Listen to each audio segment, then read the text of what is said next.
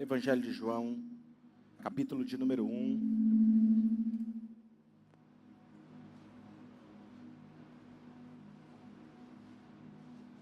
Versículo de número 10 ao versículo de número 14. João, capítulo 1, versículo 10 ao versículo de número 14, que diz o seguinte: aquele que é a palavra, todos acharam, amém? Quem não achou, está ali entre Gênesis e Apocalipse, tá? Facinho de achar, brincadeira, gente. Aquele que é a palavra tornou-se carne e viveu entre nós. Vimos a sua glória, a glória como do unigênito do Pai. Perdão, pulei o versículo, gente. Versículo 10. Aquele que é a palavra estava no mundo e o mundo foi feito por intermédio dele. Mas o mundo não o reconheceu. Veio para o que era seu, mas os seus não o reconheceram. Contudo, ao que receberam, aos que creram em seu nome, diga comigo, creram em seu nome, deu-lhes o direito de se tornarem filhos de Deus, os quais não nasceram da carne ou da descendência natural, nem pela vontade da carne, nem pela vontade de algum homem, mas nasceram de Deus. Aquele que é a palavra tornou-se carne e viveu entre nós. Vimos a sua glória, a glória como do unigênito vindo do Pai, cheio de graça e de verdade. Nas próximas semanas, nós vamos dar uma pausa na nossa série de mensagens de palavras, vida ou morte, por dois motivos. Primeiro, porque hoje é a nossa primeira ceia na Oxygen. E pode aplaudir ao Senhor Jesus, é uma grande conquista. E a minha intenção é pregar uma palavra para que você entenda justamente aquilo que nós acreditamos como igreja. E segundo, porque o mês de outubro também é considerado os 500 anos da Reforma Protestante. Por que somos protestantes? Por que não somos católicos, em que cremos? E eu farei uma série de mensagens sobre sola escrituras, sola fé e assim por diante. Eu quero que você entenda melhor por que nós somos o que somos. Mas hoje, como é a nossa ceia, eu quero compartilhar especificamente sobre a irresistível graça de Deus. Você está pronto? Olha para a pessoa que está do seu lado e fala assim: se você chorar, eu não vou ligar. Fala assim: eu não vou ligar porque eu também vou chorar. Seja muito bem-vindo. Amo vocês. Então, eu preciso que você entenda, eu quero conversar com vocês para que você entenda que o nosso objetivo é que você tenha um encontro com a irresistível graça de Deus. Talvez você esteja se falando, mas por que esse pastor maluco, dessa vez agora, ele se molhou para pregar? Eu espero que até o final da mensagem você entenda a lição que eu quero te dar nessa noite.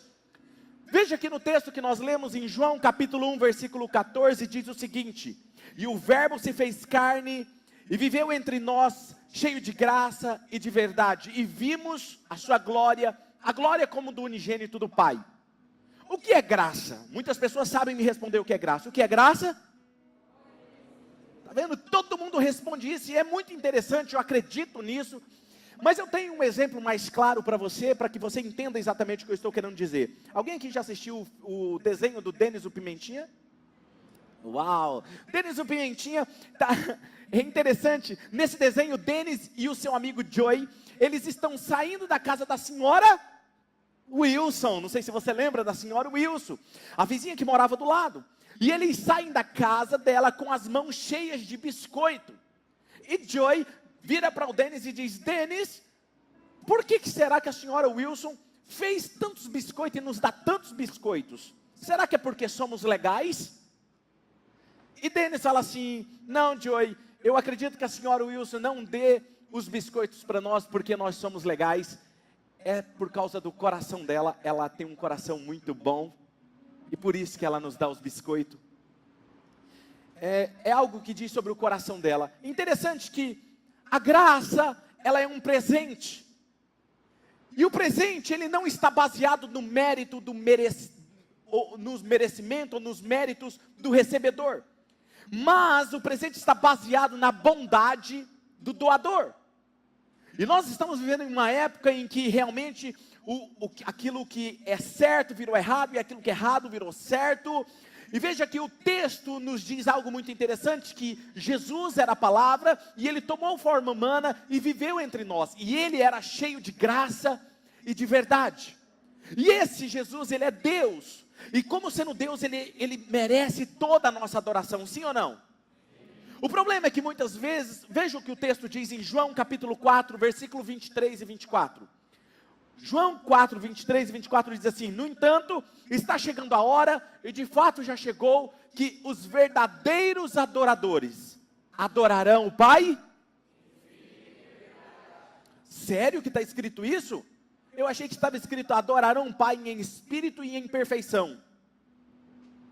O problema é que, quando nós olhamos para Deus e nós achamos que nós temos que adorar a Ele em espírito e em perfeição. E o que na verdade Deus está buscando não é a nossa perfeição, mas Ele está buscando em espírito e em verdade. E agora eu tenho uma palavra para você. Eu não sei como foi a sua semana, eu não sei o que você tem passado, enfrentado ao longo dos anos na sua vida. Talvez você foi julgado, condenado por algumas falhas e alguns erros seus. E a igreja, muitas vezes, de ser aquele lugar de acolhimento, de acolher e incluir as pessoas, elas acabam condenando e apontando as pessoas. Mas eu quero te dizer uma coisa: se isso te impediu de adorar a Deus em algum momento, se as suas falhas, as suas imperfeições impediram você de aproximar de Jesus, eu tenho uma palavra de Deus para você: nunca permita que as suas limitações afoguem ou apaguem a sua adoração. Não permita que o seu processo impeça você de ser um adorador, porque a sua adoração não tem nada a ver com o adorador, mas tem tudo a ver com aquele que é adorado. Na verdade, nós acreditamos em uma mentira, em que quando nós somos imperfeitos, nós devemos nos afastar de Deus. E é sobre isso que eu quero conversar com vocês. As nossas falhas e os nossos temores não deveriam nos afastar de Deus. Muito pelo contrário, deveria nos aproximar de Jesus, nos aproximar da irresistível graça dEle. E às vezes as nossas imperfeições, os nossos defeitos, os nossos pecados, nos fazem nos sentir indignos de estarmos adorando a Deus. Veja, por exemplo, quando Deus criou Adão e Eva, quando ele pecou, veja que Deus não chega até ele e fala assim: você é motivo de vergonha, Adão. Você, que decepção, Adão. Não. Ele vira para Adão e fala assim: Adão, quem falou que você estava nu? Adão, onde você estava? Por que você se escondeu de mim? Isso é o que Deus faz. O problema é que nós aprendemos pela religião que Deus está louco para pegar eu e você quando nós erramos, para massacrar e nos destruir. E isso não é graça. A graça é um presente que nos fala sobre o coração do doador. Agora, quando eu e você buscamos olhar para a graça e tentar entender o coração de quem está recebendo, nós vamos nos tornar alguém que condena, que julga e que humilha. Mas quando eu entendo que a graça não é sobre quem está recebendo, é sobre quem está dando, meus olhos se voltam para Ele. Tem uma passagem que muito me deixa empolgado sobre a graça. E agora o negócio começa a pegar. Mateus capítulo 14, versículo 25 ao 30. Se você puder me acompanhar. Mateus 14, versículo 25 ao 30. Alta madrugada, Jesus dirigiu-se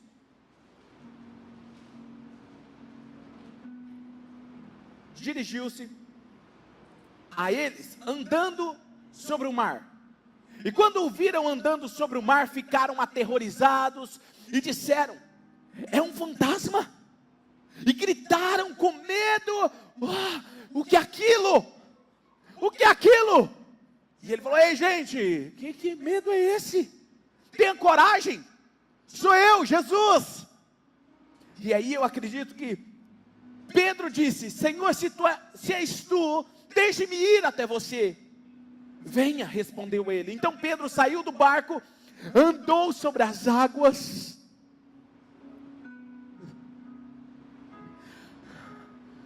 Imagina o coração acelerado.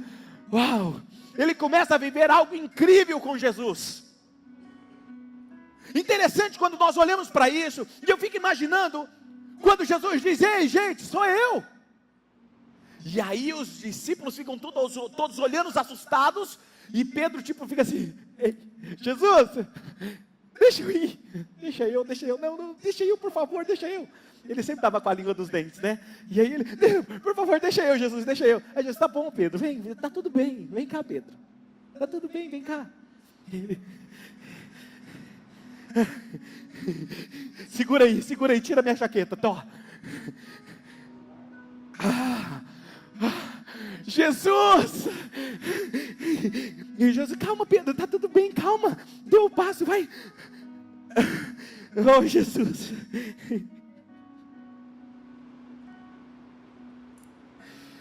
Ele começa a viver algo incrível com Jesus.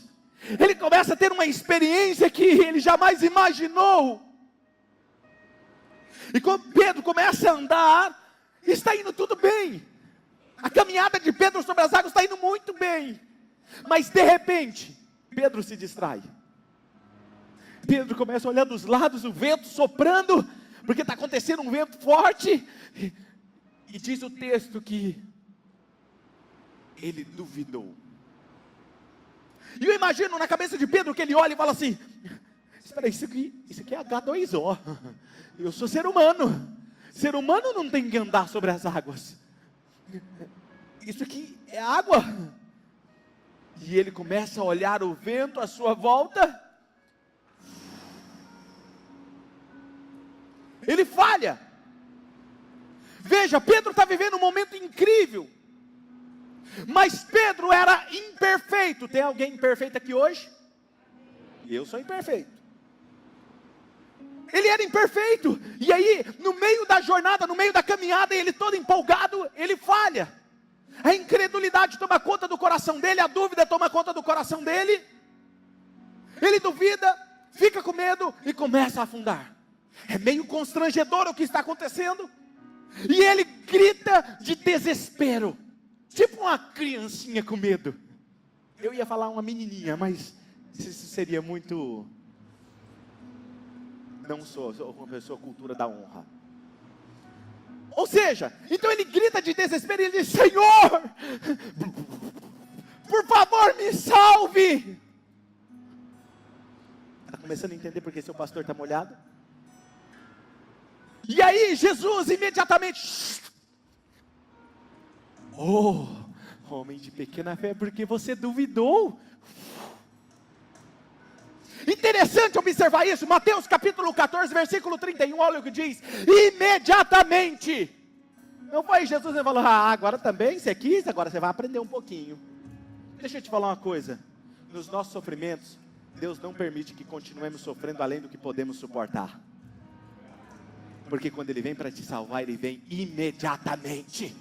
Imediatamente. Sabe por que Deus te trouxe aqui hoje? Você era de outro lugar, de outro país, que temos alguém ali do Japão, seja muito bem-vinda. Mas se Deus te trouxe de lá para te dizer: nos teus problemas, eu cuido de você.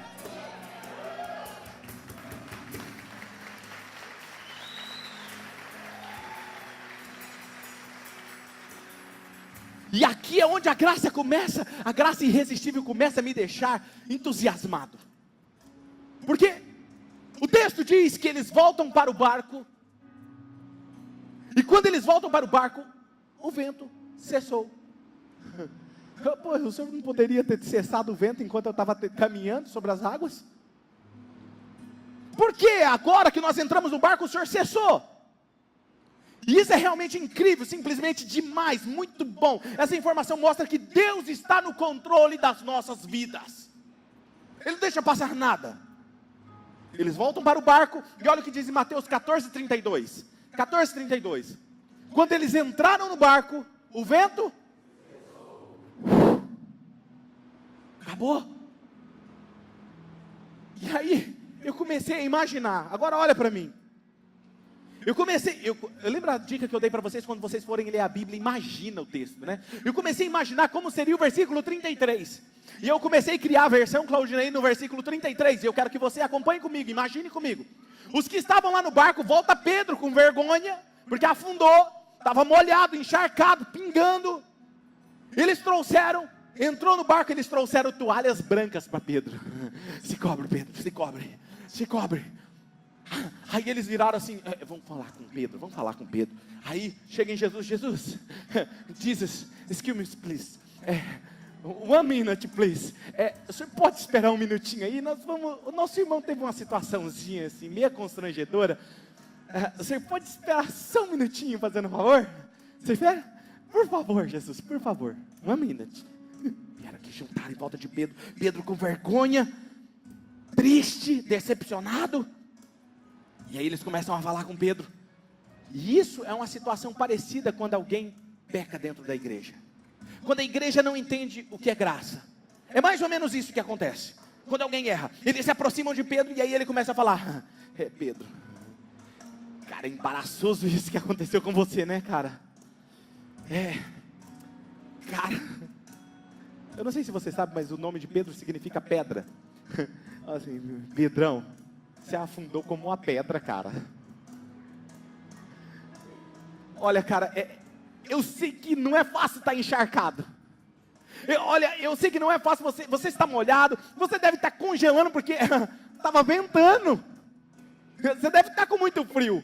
Eu entendo, cara, eu também. Olha, deixa eu te falar uma coisa, Pedro.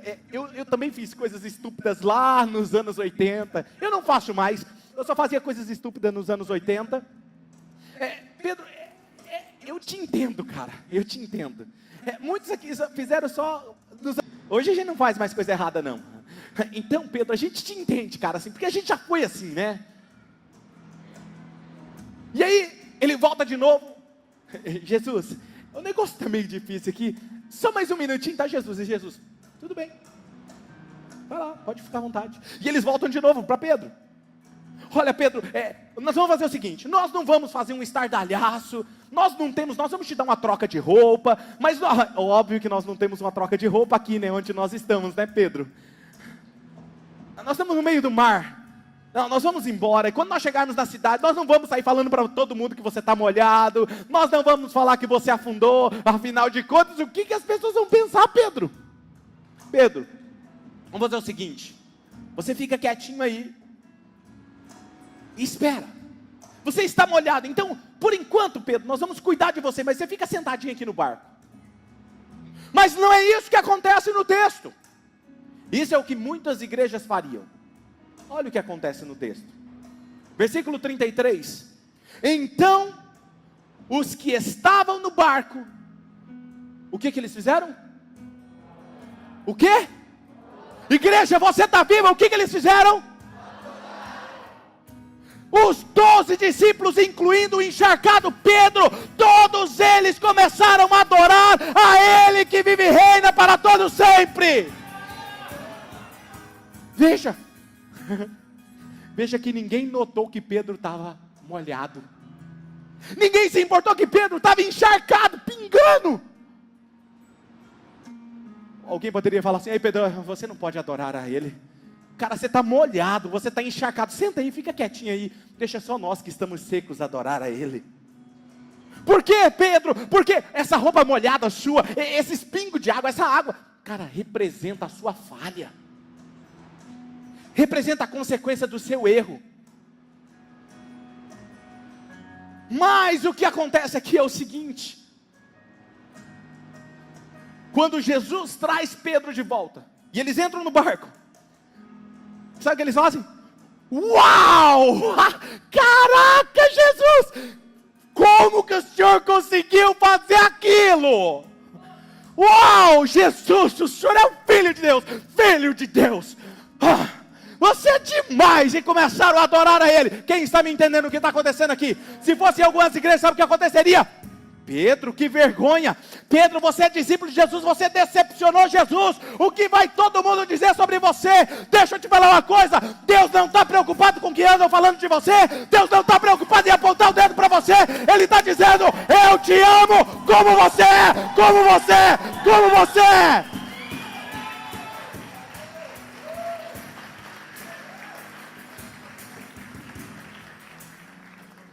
Mas é interessante, eles estão molhados, Pedro está molhado, e o barco continua indo para o porto, e o barco chega no porto, e aí, é hora de Jesus ministrar, porque tem uma multidão esperando Jesus, uma multidão de doentes, diz o texto, doentes que queriam tocar no manto de Jesus. Agora imagina a cena, Pedro está lá, triste, e aí, deixa eu te fazer uma pergunta, será que alguém conseguiu secar Pedro? Será que deu tempo de alguém levar algum secador para ele? Fazer chapinha no cabelo? Apesar que eu imagino que ele era meio calvo, como eu. Mas será que alguém chegou lá com toalhas brancas assim, cobriu ele? Não, Pedro, vamos enxugar aqui. Não! Ele estava molhado, gelado. O vento batendo no barco, ele estava molhado, pingando. E aí Jesus olha e fala assim, Pedro, você está adorando molhado. Pedro, vamos ministrar juntos? Não, eu não posso. Pedro, vem. Não, eu estou molhado. Jesus, eu não posso. Isso aqui representa a minha falha, isso aqui representa o meu pecado. Jesus, Pedro, vem, confia em mim, Pedro. Vem, Pedro. Pedro, você não está entendendo. A adoração não tem a ver com você, é comigo, Pedro. Vem, Pedro. Não, Senhor, eu não posso. Pedro, relaxa. É sobre mim, Pedro. Vem, Pedro. Será que é isso mesmo que eu estou vendo aqui nesse texto? Pedro todo molhado, ajudando a arrumar a fila dos doentes para tocarem em Jesus e serem curadas. É isso mesmo? Será que você está me entendendo que é isso que está acontecendo aqui? Mas sabe, nós somos ensinados diferentes na igreja. Nós somos ensinados a dizer o seguinte para Pedro: ei Pedro, Pedrão, cara, eu sei, você pisou na bola, se seca aí, cara, se seca aí. Olha, se você vier assim, nós jogaremos um par de toalhas sobre você. Nós não temos nada a ver com o seu erro. Você que quis andar sobre as águas, ninguém mandou você andar sobre as águas. Quem mandou? Aí Pedro falou, mas Jesus me chamou. Problema seu, você quis aceitar. Nós aprendemos, Pedro, o máximo que eu posso fazer para você, eu jogo uma toalha para você e você se vira, se seca aí, vai, por favor. Jogaremos um par de toalhas e vamos esperar que ninguém o veja. Afinal de contas, você é uma decepção, né, Pedro? Porque nós, aqui na igreja, não lidamos com pessoas úmidas. Quem está me entendendo? Nós não lidamos com pessoas molhadas. Nós não sabemos lidar com pessoas encharcadas. Porque somos pessoas secas. E quando você se secar, então você pode servir como voluntário, viu, Pedro? Não, ó, Pedro, quando você se secar, você pode liderar, você pode moderar um GC. Nós não queremos ninguém molhado no louvor, não. Nós todo mundo aqui somos secos. Nós não queremos ninguém lá na recepção, na intercessão, em nenhum lugar aqui na mesa, na cantina, no ministério infantil, não, molhado não, todos nós aqui somos secos. Nós não queremos alguém assim. Nós não queremos recepcionistas úmidos. Nós não queremos pregadores molhados. Nós não queremos ninguém molhado participando da ceia, Pedro. Não. A ceia é só para quem está seco. Mas por favor, vamos fazer o seguinte: se seca aí, se ajeita aí. E se você for ficar na igreja, fica lá no fundão, por favor.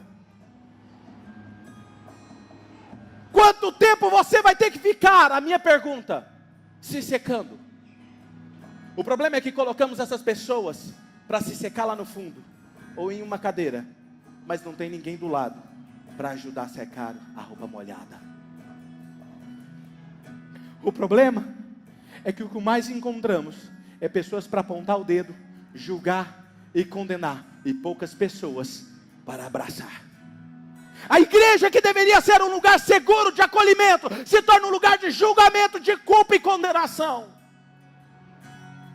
Eu não sei, eu te pergunto, quanto tempo você ia ficar triste, esperando você se secar? E o problema é que você fica sozinho, e de repente você se afunda de novo. E você levanta de novo e tenta andar de novo, se afunda de novo, levanta de novo, e se afunda de novo. E como não tem ninguém perto de você, você fala assim: esse negócio não é para mim. Eu não sou perfeito. Eu não consigo. E se afasta.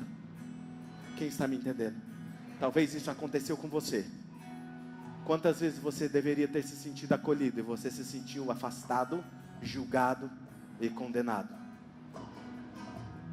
Tudo o que você esperava não era que alguém falasse: olha, cara, você errou, beleza. Você tropeçou, caiu, cara, mas levanta, nós estamos na mesma jornada. Tudo o que você esperou foi isso. Levanta, vamos, juntos de novo. Estamos na mesma jornada, estamos no mesmo processo. Precisamos crer no Evangelho, não como alguns estão pregando. Precisamos crer no Evangelho como Jesus pregou o seu Evangelho. O problema é que nós dizemos para as pessoas: ei, venha como você está, mas antes, por favor, troque a sua roupa. Troque os seus vícios. Ei, pare de fazer isso, depois você vem. Ei, se enxugue primeiro, depois você vem. Mas deixa eu te falar uma coisa, Jesus nunca disse isso. Jesus disse assim: venha como você está. Venha como você está. Eu estou molhado, venha como você está. Eu estou com vício, venha como você está. Eu sou imperfeito, venha como você está.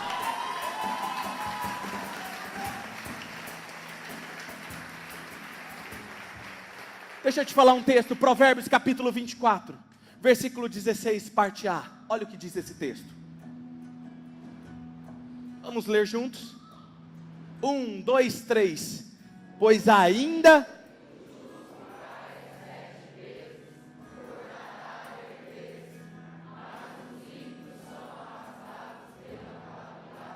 Ei, espera aí.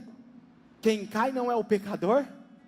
O que o texto está dizendo, quem cai é o justo. Porque o pecador é justificado pela graça. O justo, ele vai cair. O justo não vai cair só uma vez, não vai cair duas, não vai cair três, ele vai cair 7 vezes. Mas sabe qual é a diferença dele e do ímpio? É porque ele diz isso, ó, vamos lá todos juntos, em alto bom som, 1, 2, 3. Pois ainda que o justo caia 7 vezes, tornará a se levantar. Uou! Quem está me entendendo? Caiu, levanta, caiu, levanta, caiu, levanta. Se torne alguém melhor amanhã do que você é hoje, até que a glória de Cristo resplandeça no seu rosto. Sabe, o texto que está dizendo é isso. Ainda que você se afunde 7 vezes, não permanecerá no mais profundo da água do pecado, porque eu te levantarei. Porque a sua adoração não tem nada a ver com o adorador, tem a ver com quem é adorado. Não é sobre você que recebe a graça, é sobre o coração que dá a graça. Mas eu espero que possamos ser uma igreja oxigênio, onde as pessoas possam vir molhadas, encharcadas, gotejando. Nós aqui não temos toalhas para ninguém, porque ninguém aqui é perfeito. Aqui é proibida a entrada de pessoas perfeitas. O fato de você estar molhado não vai te impedir de adorar a Jesus. Não te impedirá de adorar a Jesus, porque nós somos transformados de glória em glória. Sabe um texto que as pessoas dizem: mas pastor, a Bíblia diz que nós temos que ser santos. É um grande erro, porque a Bíblia não diz que você tem que ser santo para você ser como Deus. A Bíblia diz que Deus é santo, e por Ele ser santo, Ele te torna santo. É diferente. Não é que eu vou me aproximar porque eu sou santo. A diferença é, Ele é santo, e por Ele ser santo, Ele me transforma em alguém santo. Ele é justo e Ele me justifica. Eu sou pecador, mas Ele me transforma em justo. A sua graça superabunda sobre mim. Pastor, você está fazendo apologia ao pecado? Não, querido, eu estou dizendo, venha como você está. Mas eu te garanto uma coisa, a sua vida jamais será a mesma. Jamais será a mesma. Você um dia vai dizer: pastor, isso não faz mais sentido para mim. Mas por que não faz mais sentido para você? porque o pastor nunca disse para você deixar de fazer isso, o seu líder nunca disse para você deixar de fazer isso. Sabe por quem foi que disse? Se chama Espírito Santo, porque ele é o único que convence o homem do pecado, da justiça e do juízo. Não é homem que condena as pessoas, Deus convence você de uma nova vida.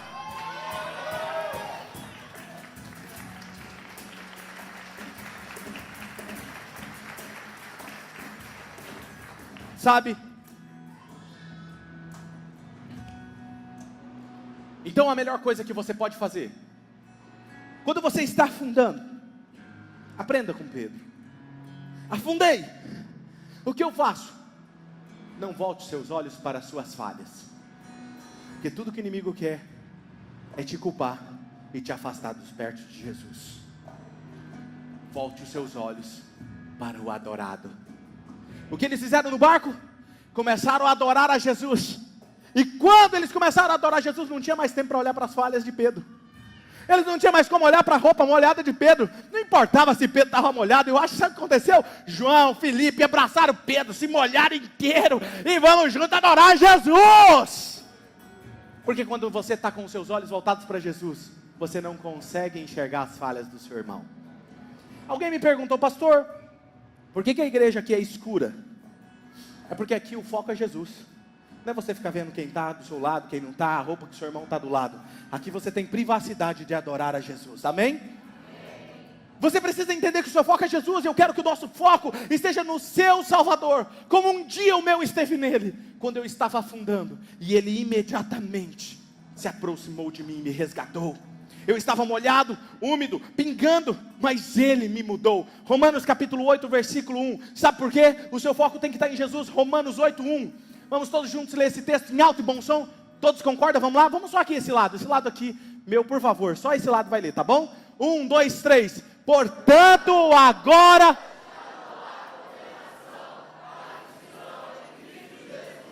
Só vocês agora. 1, 2, 3 e...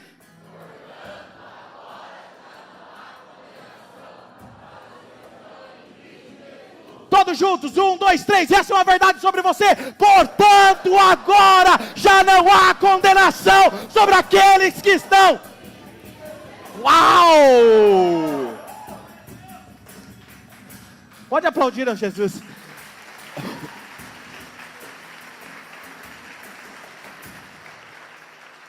Pastor, o segredo então é estar em Jesus. Como que eu faço para estar em Jesus? É tão simples. Crendo nele. Crendo nele. Mas só crer? Eu não preciso ser batizado? Não, é só você crer. Mas eu não tenho que pagar alguma coisa, eu não tenho que orar muito, eu não tenho que... É só você crer. Crê no Senhor Jesus e será salvo você e a sua casa. O que você precisa fazer para ser salvo, você e sua casa? Crer. Está consumado. Vamos, Pedro. Nós temos pessoas para alcançar do outro lado. Vamos, Pedro, por favor. Não, Senhor, eu estou molhado, por favor. Venha, Pedro. Jesus diz, pare, Pedro, você não precisa ficar aí molhado. Você só precisa confiar em minha graça. Venha comigo, Pedro. Você terá que confiar em mim. Eu te amo, Pedro, apesar do seu afundamento. Eu te amo. E não tem nada que você tenha feito ou que você ainda possa fazer que vai me fazer te amar menos, Pedro. Pedro, você não entendeu isso ainda, Pedro? Mas Senhor, o que as pessoas vão dizer sobre mim? Eu sou o teu discípulo e eu te decepcionei. Pedro, relaxa. Eu sou o adorado aqui. Jesus está dizendo para você, ei, relaxa. Eu sou o adorado aqui. O foco sou eu, não é o que as pessoas têm para dizer. Entenda, é uma maneira de viver totalmente diferente. Então a próxima vez que você afundar ou falhar, use todos os seus esforços para... A sua atenção está voltada para Ele. E Pedro diz, Senhor, Tu és maravilhoso, porque o Senhor me ama, apesar do meu pecado, apesar de eu estar molhado.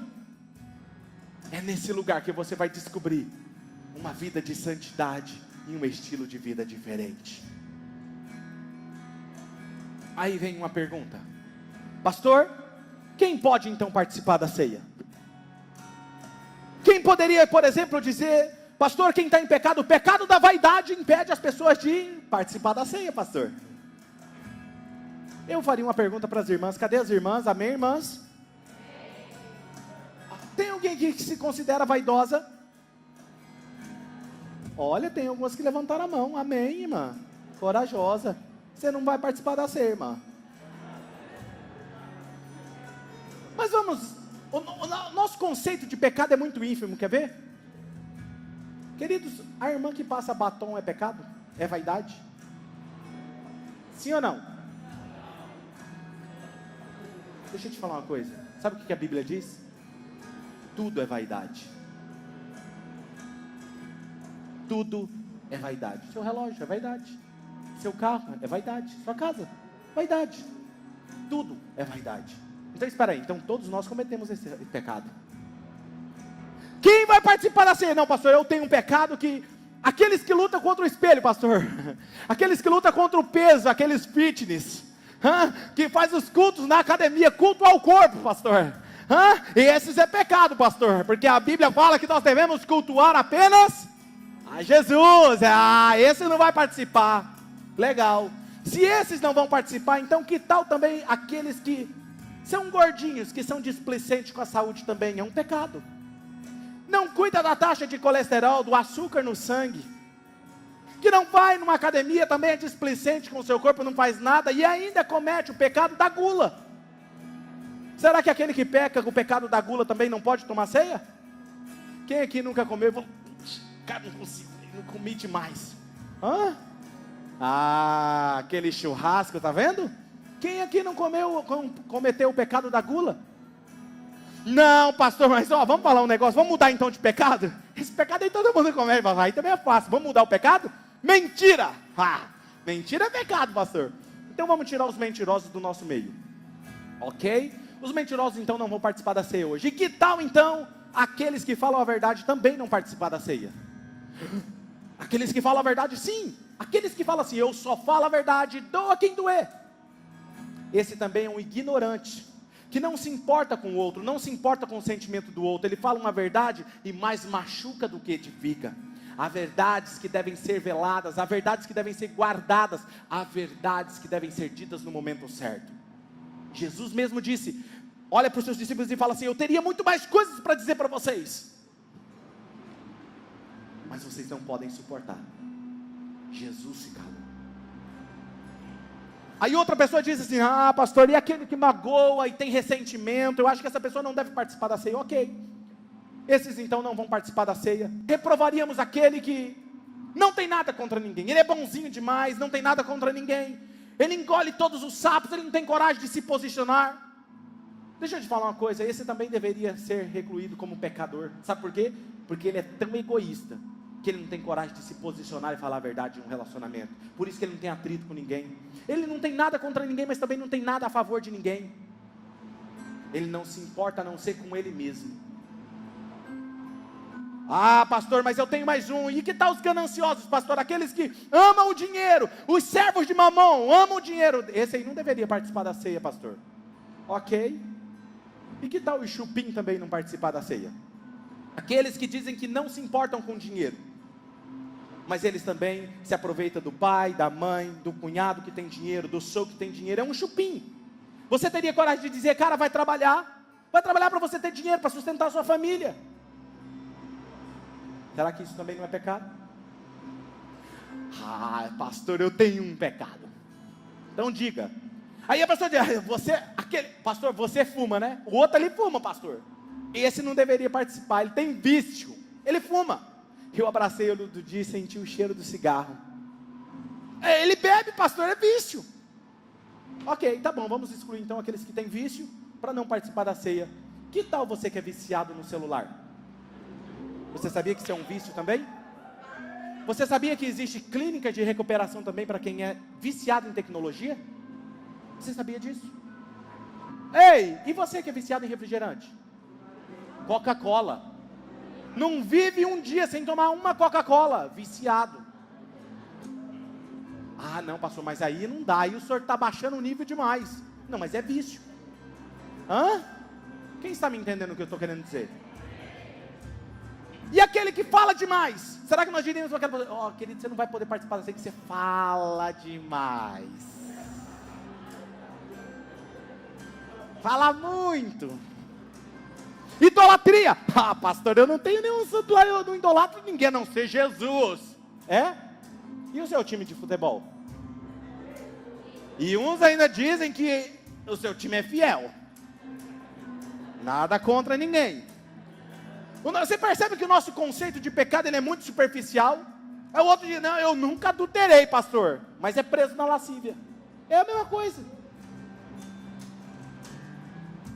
Sabe, deixa eu te dizer uma boa nova. Sabe quem estreou o paraíso assim que Jesus ressuscitou? Um ladrão. Não foi alguém que seguiu à risca o que os religiosos da época diziam. Foi alguém que reconheceu quem ele era e disse: Jesus, eu mereço estar aqui, mas o Senhor não. Por favor, quando o Senhor estiver lá no paraíso, lembre-se de mim. Jesus olha para ele e fala: hoje mesmo você estará comigo no paraíso. Não é sobre os seus méritos, nem sobre o que você faz, é sobre o coração do doador da graça. Quem está me entendendo? O que precisa então, pastor, para eu ser salvo? Crer em Jesus. Mateus 16, versículo 15 e 16 diz o seguinte: vão pelo mundo todo, pregue o evangelho a todas as pessoas. Quem crer e for batizado será salvo, mas quem não crer será condenado. Quem é que vai ser condenado? Quem não crer.